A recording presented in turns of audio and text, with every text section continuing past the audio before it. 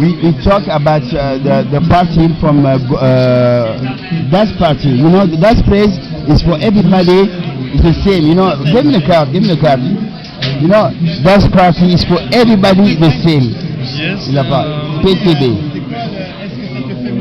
Ça, c'est la cigarette électronique. Électronique, ouais. Ça te fait moins fumer que... Oui. C'est vrai.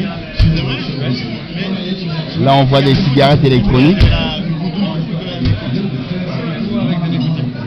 J'ai goûté cette bonne bière.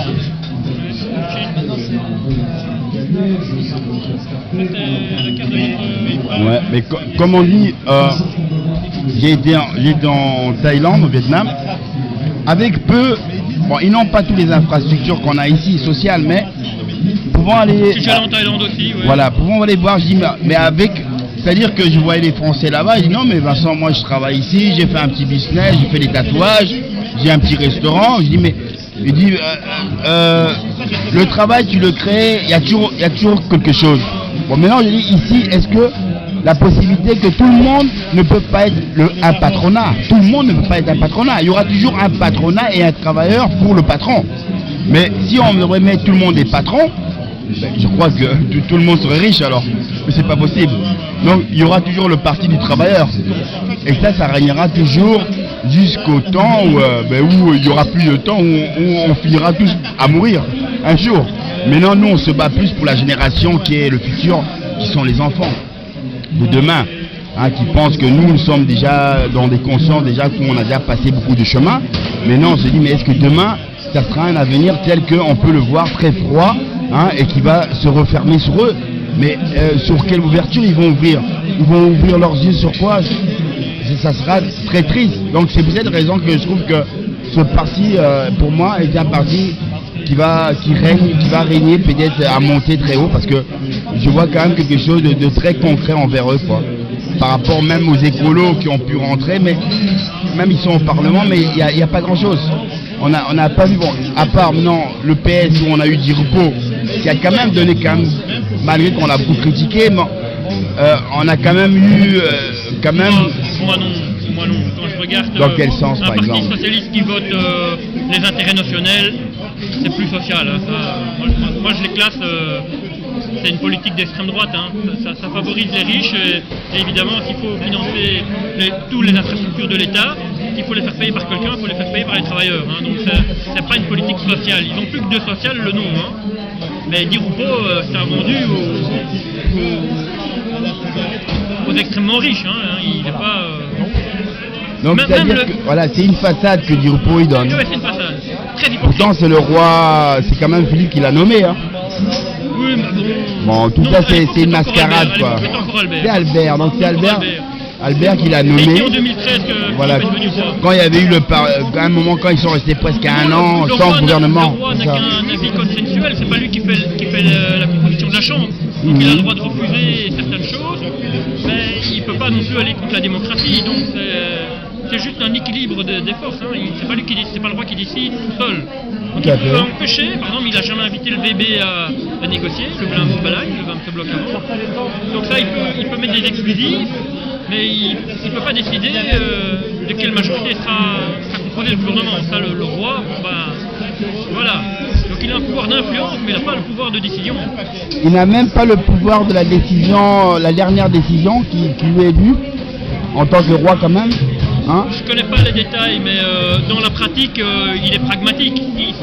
S'il dit non, le Parlement va voter la République et finit le roi. Hein. Oui, justement, mais c'est ce que le côté du Flamingant, donc du côté de la Flandre, les Flamands, voilà, voulait carrément bannir la royauté pour passer à une république. Mais pour moi, je trouve rien. Je trouve qu'on paierait plus pour la République. On paierait plus pour la République pour savoir qu'on devrait payer pour des élus.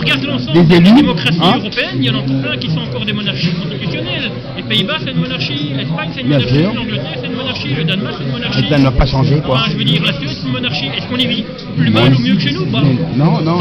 Ça n'est pas très discriminant parce que le roi, finalement, n'a pas un énorme pouvoir. Donc, comme il n'a pas un énorme pouvoir, c'est pas gênant.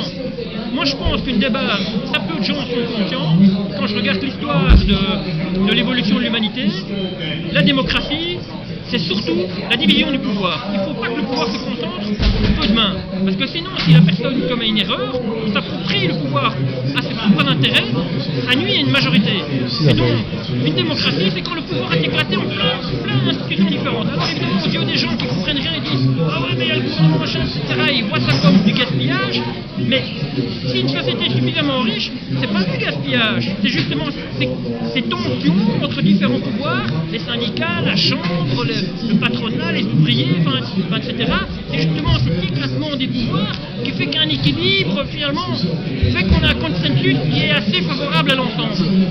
Donc si on a un pouvoir qui se concentre trop dans une main, c'est pas bon. Et finalement, de monarchie constitutionnelle, le roi n'a pas énormément de pouvoir, donc en soi, c'est pas gênant. Finalement, je pense que les présidents, par exemple le président français, a beaucoup plus de pouvoir. Alors une autre façon de limiter son pouvoir, c'est de dire on lui donne qu'un mandat à durée déterminée. Le roi a un mandat jusqu'à ce qu'il abdique ou jusqu'à ce qu'il décède, mais en échange, il a une toute petite portion de pouvoir. En termes de quantité de pouvoir, c'est très faible, mais sur un très long mandat, on pourrait dire, un mandat d'une vie. Dans le cas d'un président, il a beaucoup plus de pouvoir, mais sur un petit mandat. Donc, on voit que dans les deux cas, ce qu'on a fait, c'est diluer le pouvoir, pour éviter qu'il y ait une concentration. Et c'est ça qui est favorable au progrès, cette division du pouvoir. Quelquefois. Bon, maintenant, par exemple, quand on va prendre on a toujours été un temps de royauté. Il y a eu des royautés qui ont... la France... Mais non, je veux dire, la majorité des royautés qui ont... la France qui a été une royauté, même les autres qui sont restés, l'Angleterre, la Hollande... Moi, je trouve que par rapport à ces royautés, j'ai pu aller en Angleterre, j'ai pu aller en Hollande, même tous ces endroits, mais jusqu'à présent, ça règne bien.